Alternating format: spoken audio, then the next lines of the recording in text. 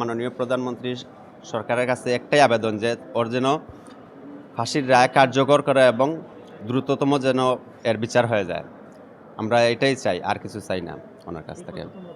একটা নৃশংস একটা ঘটনা ঘটেছে, যেটা জালালাবাদ থানাধীন মহিয়ারসর সোনাতলা গ্রামের ফাইমা আক্তার যে হত্যা মামলার আজকে সাক্ষী গ্রহণের ধার্য ছিল। আপনারা জানেন গত 17 তারিখে এটা পরবর্তীতে আমরা নিয়ে বিচার পাবো এবং আসামির আমরা সর্বোচ্চ শাস্তি নিশ্চিত করতে আমরা সক্ষম হব, আমরা এটা আশা করতে পারি। পুলিশ তো আমাদের আসামির যে বাদীর সাথে বারবার যোগাযোগ করতেছে এবং তারা বলতেছে আমাদেরকে সহযোগিতা করুন। তারা পিবিআই সহ তাদের গোয়েন্দা সংস্থার সব উইংসকে তারা কাজে লাগাচ্ছে আমাদেরকে বলতেছে, আর আমাদেরকেও তারা বলছে যে আপনারা ইনফরমেশন পালে আমাদের দেন, আমরা যত দ্রুত সম্ভব তাদেরকে আইনের হাতে সাপোর্ট করব, এটা তারা আমাদেরকে বলতেছে, তারা সহযোগিতা করতেছে আমাদেরকে। আমি অ্যাডভোকেট মইনুজ্জামান, আইনজীবী, সিলেট জজ কোর্ট। ধন্যবাদ আপনাদেরকে। 2.5 মাস হইয়া গেল, কোনো বিচারের কোনো জব পাওয়া গেল না, ও সন্তান হয়েছে না। এখন ইকুলাঙ্গার সন্তান তখন আছে ওইসে জমি গেছে, এরে যদি শাস্তি দেন না, ফাঁসিও না ওই আরও তো ওলা কুলাঙ্গার জন্মিব, আর এই বাচ্চাই তোর ক্ষয়ক্ষতি গ্রস্ত হইব। যাতে দেশের সম্মান, গাঁও সম্মান, এলাকার সম্মান মারছে, তারে বিচার ফাঁসি হইতে। এখন যে আপনারা যে পরিবারের যে ফাইনা মা বাবা আছে, যারা আপনারা আত্মীয়-স্বজন আছে, আপনারা এই জায়গা থেকে গ্রামের মানুষ যারা আছেন কিন্তু সবাই কিন্তু বিচার চাই, সবে বিচার চাই। এই যে সাংবাদিক যারা আছে তারাও কিন্তু আপনারা লাগিয়ে যায় হাটে কষ্ট করা সবই তো, যাহাতে আর ইলা কুলাঙ্গার জন্মে না, এর সঠিক বিচার হোক। কীভাবে বিচার কতদিন যাইব আপনারা কিছু এই জায়গাতে কোনো ধারণা পাইলেন? এই যে ধারণা লাগছে বিচারের কোনো তো সন্ধান মিলেন না, কতদিন যাইব ঠিক নাই। প্রধানমন্ত্রীর কাছে আমরা এইটুকু আবেদন নাকি যাতে দ্রুত একটা বিচার তরাতরি হইতো, ওটাও আমরা আবেদন।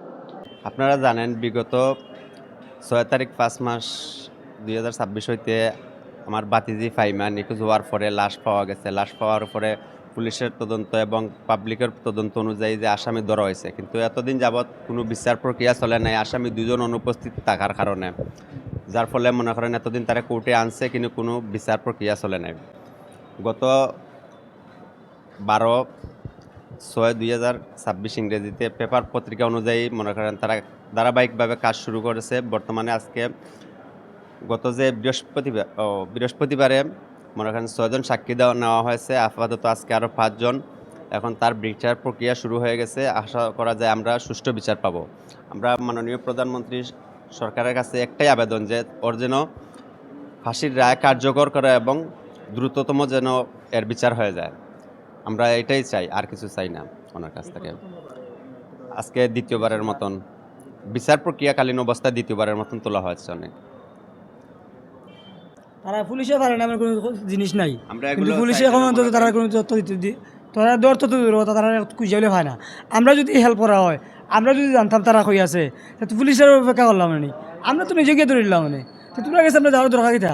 পুলিশ হলে জনগণের বন্ধু, জনগণের ভাই, কিন্তু পুলিশে যদি আমরা আমরাও তারা তথ্য দিতাম। আমরা যতটুকু জানি ততটুকু হয়ে দিছি, হওয়ার পরে যদি আমরা আরও কিছু জানি ওটাও কইমু। তোমরা তো চেষ্টা করতে হয়, তোমরা চেষ্টা করলাম ওই আই যতদিন পুলিশে যদি চায় মাটির দশা তো আসামি বা করতে পারে, এই তারার কিতা আছে, ক্ষমতা তারার আছে।